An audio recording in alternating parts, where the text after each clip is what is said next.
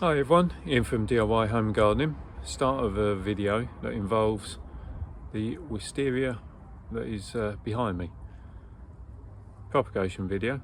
So, if I turn the camera around and we can have a look together.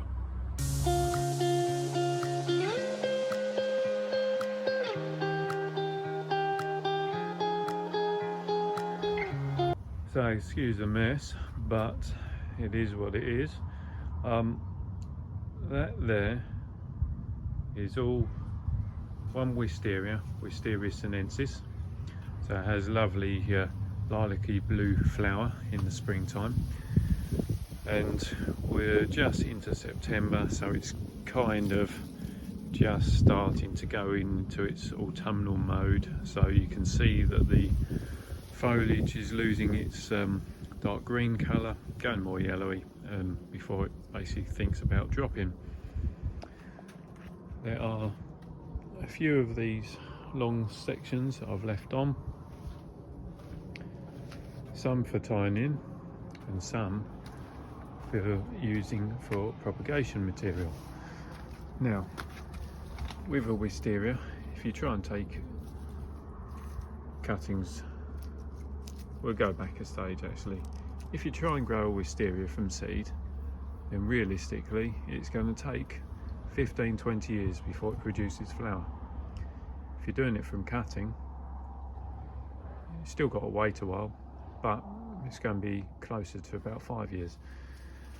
Now, wisterias are a little bit temperamental when you're doing them from normal cutting, as in cutting a section, putting it in rooting compound and then potting up. So instead, going to use this section and propagate it by a method called layering. So let me just go and grab a knife and some more compost, and I'll come back. So this is the stem we're going to be using. What I've done is I've filled this pot up with some compost, and layering involves basically keeping the original stem attached to the plant and then putting it into some fresh compost and growing it as is. So you're getting the main plant providing all the nutrients, allowing this to root.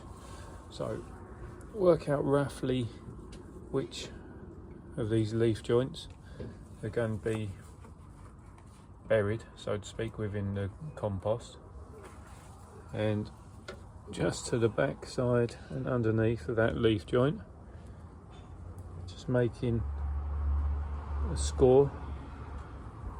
You can remove a chunk, a small chunk of the outer layer. So just do that on any of these buds that are going to be below the soil.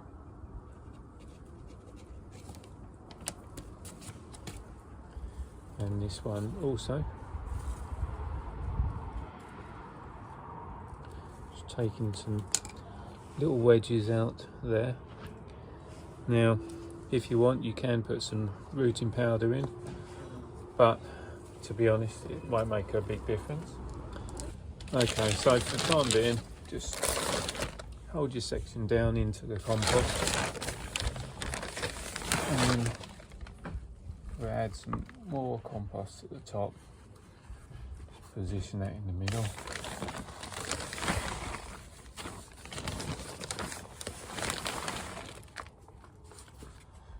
Just so you get some weight onto it.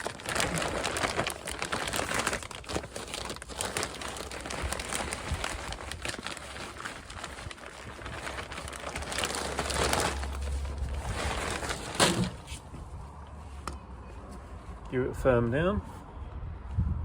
Just get all the air pockets out. And just add a bit more.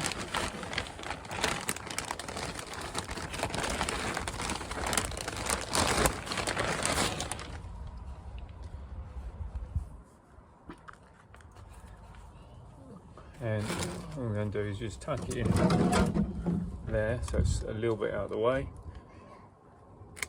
Take that excess growth off there, so we don't need that. And realistically, this is going to take about 6 months. Yeah, probably about 6 months for it to root through. So doing it in September, obviously you're going through the dormant period, and then start of spring should get some roots. So all being well, see you in the springtime. Right, we're back on it. 27th of April, 7 months on from the start of the video, and that's the wisteria behind me, and that's the, hopefully, fingers crossed, rooted cutting. So I'll turn the camera around and we can have a look together. So I just thought I'd show you how the wisteria is doing itself. So say we're into April, started flowering, see a way to go yet. There we are, looking good, but it is, has been particularly cold and wet this winter in the UK, and so this is the stem from the main plant, still buried, and you can see there's nice shoot of fresh growth. So I guess the question is, has it produced root? So let's pop the camera onto the stand and have a look. Right, let's just put the other glove on. It's cold. Right. So just going to skip some of this out, see what's occurring.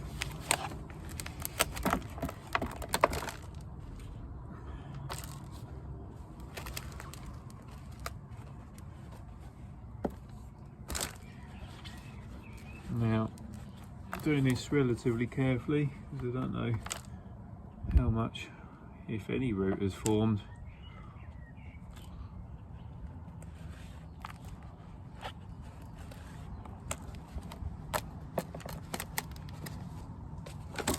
Here we are.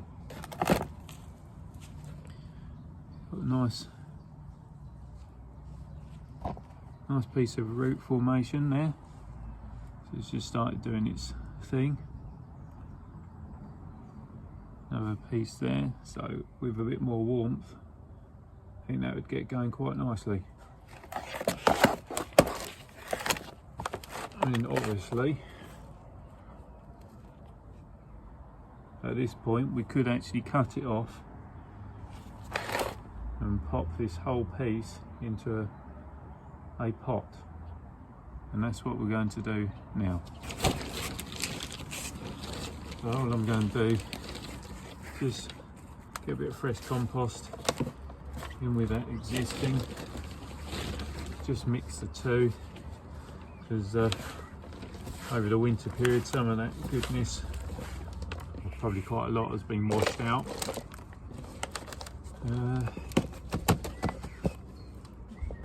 Fill the pot by about a third. Nice clean sharp secateurs. So I'm just going to cut it above that leaf joint, and you can see we're left with that root zone. I'm not going all the way up to there, so I don't want to possibly damage that. So inch below, still got the root. Obviously the dog next door's barking away. Pop it in. Try and protect the root there.